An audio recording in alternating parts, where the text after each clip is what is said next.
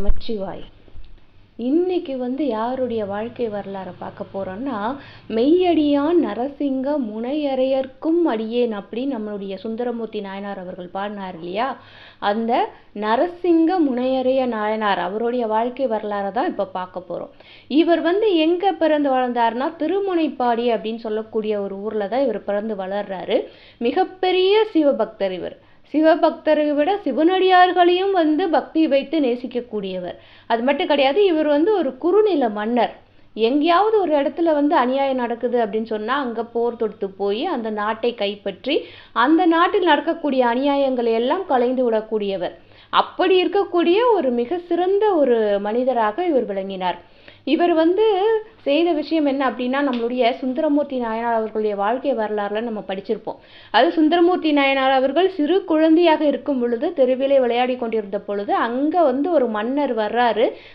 அந்த குழந்தையை பார்த்து அந்த குழந்தையின் தெய்வீகத்தன்மையை உணர்ந்து அவங்க அந்த குழந்தையை தத்தெடுத்துட்டு போய் வளர்த்தாரு அப்படின்னு சொல்லிட்டு நம்ம அந்த வரலாறுல பார்த்தோம் இல்லையா?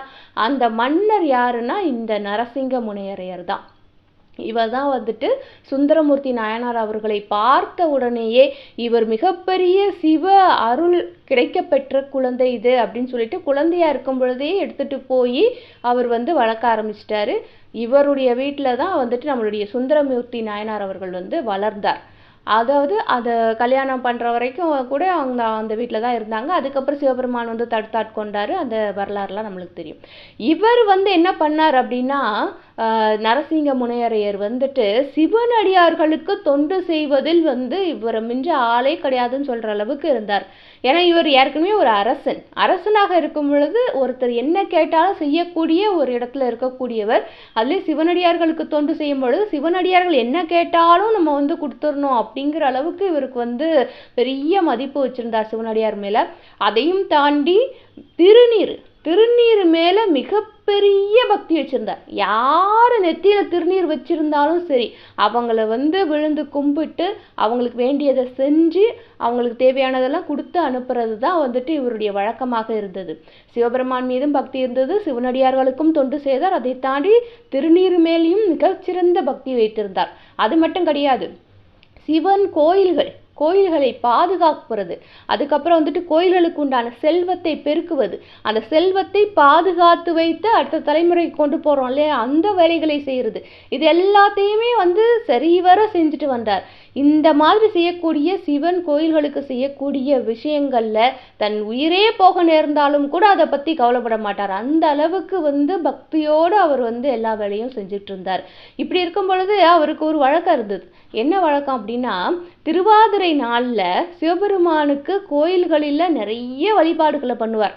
நிறைய வழிபாடு பண்றது, நிறைய அவருக்கு அலங்காரம், அபிஷேகம், ஆராதனை, இதெல்லாம் திருவாதிரை நாள் அப்படின்னாலே இவருக்கு ஒரு விசேஷமா பண்ணணும் அப்படிங்கிறது இவருடைய வழக்கமாக இருந்தது. அது மட்டும் கிடையாது, திருவாதிரை நாட்களில் இவரை தேடி வரக்கூடிய அந்த திருத்தொண்டர்கள் இருக்காங்க இல்லையா, நம்மளுடைய சிவனடியார்கள் வந்தாங்க அப்படின்னா அவங்களுக்கு திருவமுது படைத்து அவர்களுக்கு வேண்டிய எல்லாத்தையும் கொடுப்பார். அதையும் தாண்டி 100 பொற்காசுகளை ஒருத்தருக்கும் கொடுத்து அனுப்புவார். இது இவருக்கு வழக்கமாகவே இருந்தது. திருவாதிரை நாட்கள்ல இவர் செய்யக்கூடிய ஒரு சிவ தொண்டு அப்படின்னே சொல்லலாம். இந்த மாதிரி செஞ்சுட்டு வந்துட்டே இருந்தார். ஒரு நாள் என்ன ஆச்சு அப்படின்னா, சிவனடியார் வேடத்துல ஒரு தேவையில்லாத ஒருத்தன், தூர்த்தன்னு சொல்லுவாங்க அந்த காலத்துல. தூர்த்தன் அப்படின்னா தேவையில்லாத விஷயங்களை செய்யக்கூடியவங்க. அவங்கள பார்த்தாலே நம்மளுக்கு அருவருப்பா இருக்கும். சாதாரணப்பட்ட மனுஷங்களுக்குலாம் என்னதான் அவர் சிவனடியார் மாதிரி தோற்றம் அளித்தாலும் அவரை பார்த்தாலே அருவருக்கக்கூடிய விஷயங்களை எல்லாம் அவங்க பண்ணுவாங்க. அப்படி இருக்கக்கூடிய ஒருத்தர் திருவாதிரை நாள்ல வர்றார். வந்தா எல்லாருக்குமே அவரை பார்த்த உடனே வெறுப்பு வந்துடுது. ஒரு மாதிரி அருவருப்பா இது பண்றாங்க. அவருடைய நடத்தை எதுவுமே சரியில்லை. ரொம்ப இந்த காம கொடூரன் அப்படிம்பாங்க இல்லையா, அந்த மாதிரி தேவையில்லாத விஷயங்கள் எல்லாம் பண்ணிக்கிட்டு வர்றாரு. ஆனாலும் பார்க்கறதுக்கு தோற்றத்துல சிவனடியார் மாதிரி இருக்காரு. நெத்தி நிறைய திருநீர் பூசி இருக்காரு. இந்த ஒரு விஷயத்தை தவிர பார்த்தோம் அப்படின்னு சொன்னா அவரை பார்த்தவங்க அத்தனை பேரும் வெறுக்கக்கூடிய விஷயங்களை பண்ணிக்கிட்டு இருக்காரு. இப்படியே பண்ணிட்டு இவர்கிட்ட வர்றாரு, நம்மளுடைய நரசிங்க முனையரையர்கிட்ட வர்றாரு. வந்ததுக்கு அப்புறமா வந்து பார்த்தா எல்லாரும் திட்டுறாங்க, சுற்றி இருக்கிறவங்க எல்லாருமே திட்டுறாங்க, விரட்டுறாங்க, இதெல்லாம் பண்ணுறாங்க. ஆனால் நம்மளுடைய நரசிங்க முனையரையர் வந்து என்ன பண்ணார் அப்படின்னா, அவரை விழுந்து கும்பிட்டு அவரை வந்து மற்ற சிவனடியார்களுக்கெல்லாம் என்ன செய்கிறாரோ அதே தான். ஏன்னா இவர் வந்து நெத்தியில் திருநீர் வச்சிருக்கார். நெற்றியில் திருநீர் வைத்திருக்கக்கூடியவர் எப்பேற்பட்டவராக இருந்தாலும் அவரை வந்து விழுந்து கும்பிட்டு அவருக்கு தேவையான விஷயங்களை செய்வேன் அப்படிங்கிறது தான் இவருடைய திருத்தொண்டாக இருந்தது. அப்படி இருக்கும் பொழுது இவரை வந்து இவர் பார்க்கறதுக்கு அவருடைய நடத்தையெல்லாம் ஒரு மாதிரி இருந்தால் கூட அதெல்லாம் இவருக்கு கண்ணுக்கு தெரியல. அவர் நெத்தியில வச்சிருக்கக்கூடிய திருநீர் மட்டும்தான் இவருக்கு கண்ணு தெரிஞ்சது. அதனால இவர் வந்து என்ன பண்ணாரு, அவர் காலில் விழுந்து கூப்பிட்டு போனாரு. அவருக்கு எல்லா சிவனடியார்களுக்கும் செய்கிற மாதிரி இவருக்கும் வந்து திருவமுது படைக்கிறாரு, சாப்பிட வைக்கிறாரு, இவருக்கு என்னெல்லாம் கேட்குறாரோ அதெல்லாம் கொடுக்குறாரு. அதையும் தாண்டி மற்றவங்களுக்கெல்லாம் ஒரு 100 பொற்காசுகள் கொடுக்குறாங்கன்னா இவருக்கு வந்து ரெட்டிப்பாக கொடுக்குறார். 200 பொற்காசுகள் கொடுக்குறார். கொடுத்து ரொம்ப திருப்திகரமாக அவரை வந்து கவனித்து வழி அனுப்பி வைக்கிறாரு. இதெல்லாம் பார்த்தோன்னா மற்றவங்களுக்கு வந்து ஒரே ஆச்சரியமா இருந்தது, என்ன இவர் இப்படி பண்றாரு அப்படின்னு சொல்லிட்டு. ஆனா அவரை பொறுத்த அளவுக்கு என்ன அப்படின்னா, அவர் வந்து இந்த உடலுக்கோ இதில் இருக்கக்கூடிய ஆத்மாவுக்கோ அவர் வந்து தொண்டு செய்யலை. அவர் எதுக்கு தொண்டு செய்கிறார் அப்படின்னா, திருநீருக்கு தான் தொண்டு செய்கிறார். அப்போ திருநீற்று தொண்டு அப்படின்னு வரும்பொழுது திருநீரை யார் நெத்தியில் வச்சுட்டு வந்தாலும் தொண்டு பண்ணணும். அதுதான் வந்துட்டு திருநீற்று தொண்டு அப்படிங்கிறது. இவன் வந்து நல்லவன், இவன் கெட்டவன், இவன் வந்து இப்படி நடக்கிறான், அவன் அப்படி நடக்கிறான், இவனை நடத்த சரியில்லை, இவனை பார்த்தாலே வந்து அருவருப்பாக இருக்குது, இதெல்லாம் வந்து நினைக்கவே கூடாது. திருநீரை பார்த்தாச்சுன்னா அதுக்கு நம்ம என்ன தொண்டு செய்கிறோமோ அதை செய்யணும். அதுதான் திருநீற்று தொண்டு அப்படிங்கிறது. அதை தான் இவரும் செஞ்சார். செஞ்சிட்டு இருக்கும் பொழுது இந்த மாதிரி விஷயங்கள்லாம் நடந்தது. இதே மாதிரி நிறைய பேருக்கு சிவனடியார்களுக்கு அத்தனை பேருக்கும் வந்து சிவ தொண்டு பண்ணுறது, திருநீற்று தொண்டு பண்ணுறது, அதையும் தாண்டி வந்து சிவன் கோயில்களை வந்து பொழிவுற வந்து வச்சுக்கிறது, அதுக்கு தேவையான விஷயங்களை பண்ணுறது, கோயில்களை வந்து நல்லபடியாக கொண்டு வந்ததெல்லாம் இவங்களுடைய காலகட்டத்தில் தான். சைவ சமயம் மீண்டும் தலை தோங்கியது அப்படிங்கிறது இவங்களுடைய காலகட்டத்தில் தான் நடந்தது.